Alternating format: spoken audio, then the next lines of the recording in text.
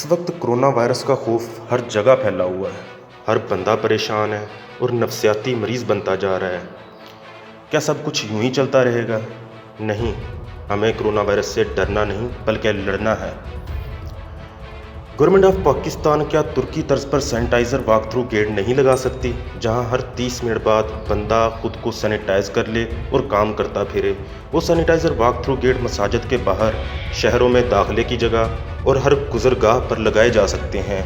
जितना घर बैठे लोगों को रिलीफ देना है, मेरा ख्याल है कि इससे 1/4 भी खर्च नहीं आना और ना ही मईशत गिरनी और ना ही लॉकडाउन की तरफ जाना पड़ेगा।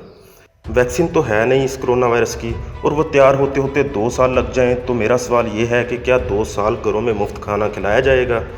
अब भी कोरोना की वजह से सिर्फ मसाजिद बंद हुई हैं। ना तो ये कोरोना वायरस किराना स्टोर पर आया है, ना ही मीडिया सेंटर्स पर, ना ही क्लिनिक्स पर, और ना ही गोश्त के फट्टों पर, और सबसे बढ़कर ना ही सब्ज़ी मंडी में। ये सब कुछ खुला रखना मजबूरी है। अगर ये सब कुछ भी बंद कर दिया जाए तो यहाँ तो खाना जंगी शुरू हो जाए, तो क्यों ना बाकी सब कुछ भी खोल दिया जाए, जिससे हमारे सफ़ेद पोश लोग रिज़्क़ हलाल कमा सकें।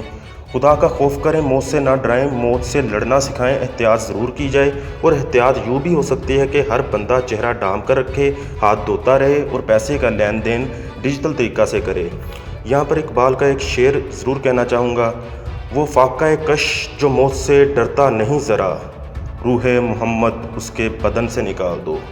ऐसे में तो दूरी पैदा हो रही है, नफसा नफसी फैल रही है। ना किसी के मरे पर जाओ और ना जिंदा को पूछो।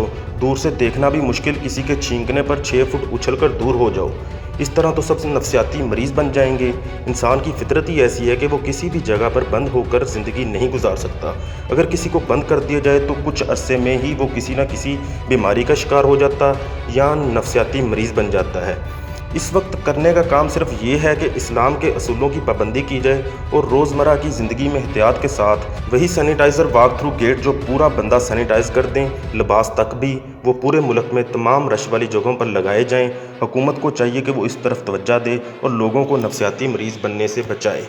दोस्तों, अगर इसके अलावा आपके दिमाग में कोई राय है तो प्लीज़ कमेंट्स में ज़रूर शेयर करें, और इस वीडियो को भी आगे ज़रूर शेयर करें ताकि मज़ीद लोग भी ये वीडियोस देख सकें। और जाते जाते हमारे इस चैनल को सब्सक्राइब कर लें और बेल आइकन पे क्लिक कर लें ताकि आप हमारी मज़ीद आने वाली वीडियोस को देख सकें। शुक्रिया।